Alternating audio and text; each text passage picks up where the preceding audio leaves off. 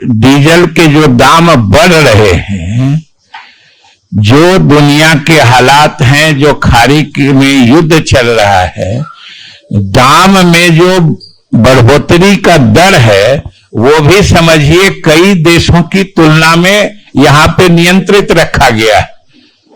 और इसीलिए तो प्रधानमंत्री ने अपील की है कि दाम को नियंत्रित रखने का ही एक तरीका होता है उसकी खपत को नियंत्रित करना।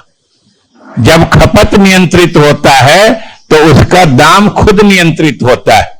और बिहार सरकार की तरफ से पूरी कोशिश चल रही है कि जो प्रधानमंत्री की अपील है उसके तहत हम लोग काम करके खपत को कम करें, कार्बन उत्सर्जन कम करें और खाड़ी युद्ध का जो प्रभाव आ रहा है उसका हम लोग न्यूनतम स्तर तक ले जाएं। सर, जिस तरीके से पेट्रोल डीजल को लेकर के मुख्यमंत्री ने बिहार का संदेश दिया, क्या इसको लेकर के भी एक बड़ा संदेश?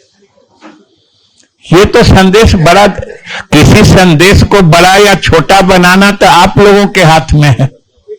प्रदेश पहल इससे अधिक बड़ी क्या है? उसमें भी सबसे ये सोचने की बात ये है कि ये एक ऐसा मुद्दा है जो हमने आपको बीच में कहा कि इसमें छोटे काम का बड़ा प्रभाव होता है।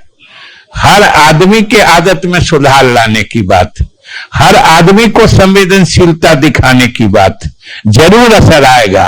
हमारे बिहार वासी और आप सभी साथी इतने जागरूक संवेदनशील जरूर हैं जो इस मुद्दे पर जो अपेक्षित है वो बदलाव आप लाएंगे।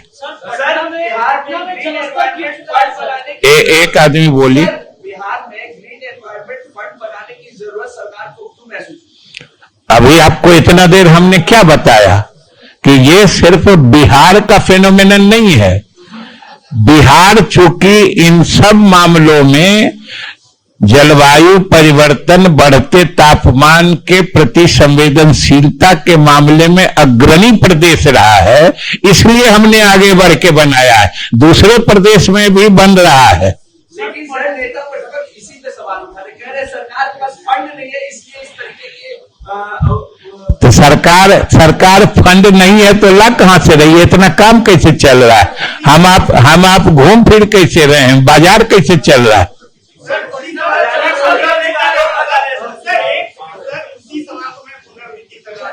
एक आदमी को बोलिए। पर्यावरण को लेकर के पैसे इस पे पैसे खर्च करेंगे।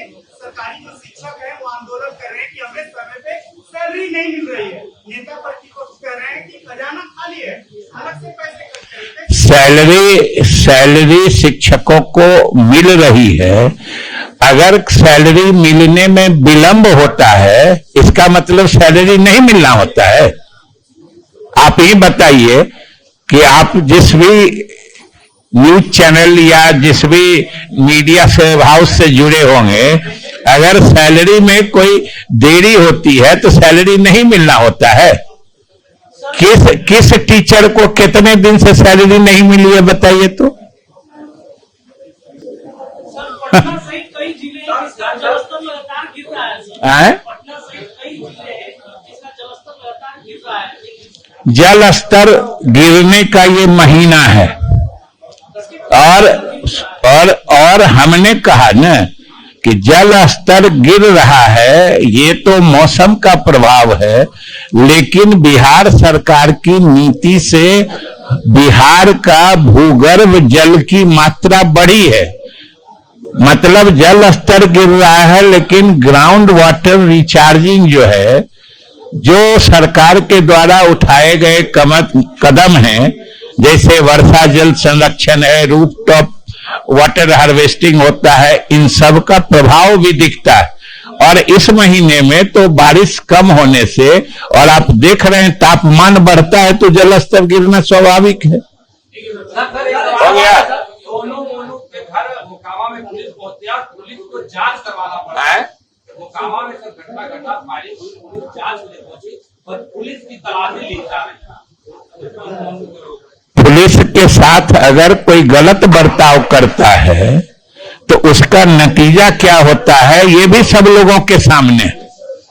और आप लोगों से भी अनुरोध है कि पुलिस के द्वारा जो अपराधियों के खिलाफ कार्रवाई की जा रही है उसको सकारात्मक परिप्रेक्ष्य में दिखाना चाहिए, और अगर पुलिस की कार्रवाई को नकारात्मक परिप्रेक्ष्य में दिखाइएगा तो समझिए कहीं न कहीं अपराधियों को बढ़ावा देने की बात होती है।